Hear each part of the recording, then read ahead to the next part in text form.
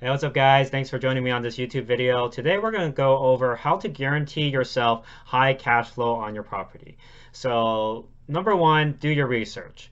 Look on Zillow, prices for a 3-bed, 2-bathroom house. Look at comparables, basically houses that are around the same area, similar square footage, similar number of bathrooms and bedrooms, and compare the prices there and choose one that's obviously within the lower end of that price range. The next thing you want to do is look up on Craigslist how much you can be getting per bedroom if you use the rent by the room method, which is what I use.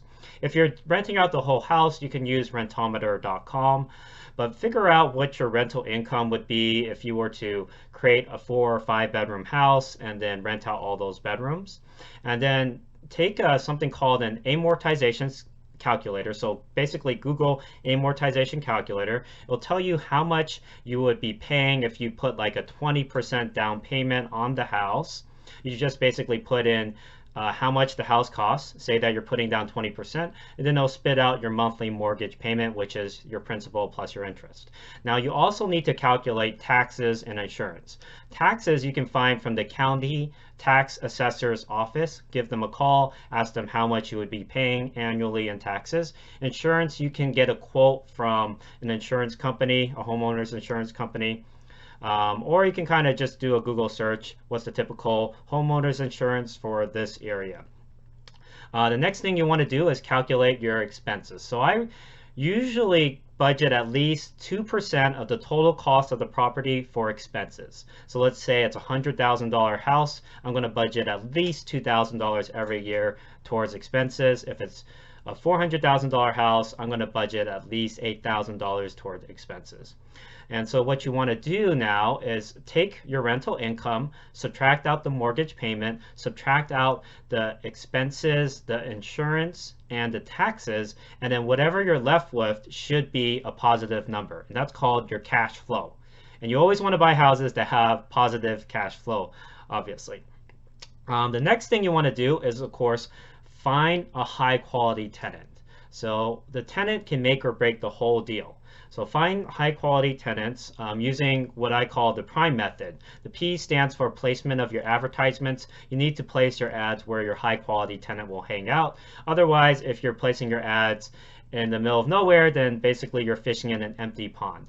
The next thing you want to do is the R, which is reviewing their social media. So review their Facebook, their Instagram, or just kind of give a general idea of what the person is like. Maybe they're a smoker or they do drugs, then I wouldn't take them at your property, right?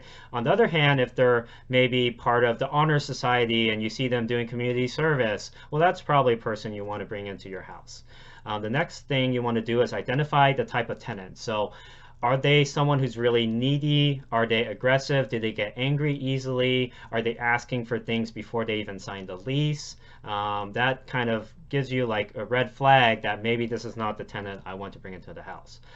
M stands for measuring responsiveness. So the more responsive they are, the more responsible they are. If they're very responsive and getting back to you on the paperwork to apply for your house, then more likely they're going to be a good tenant and be responsive whenever you ask them to do something around the house.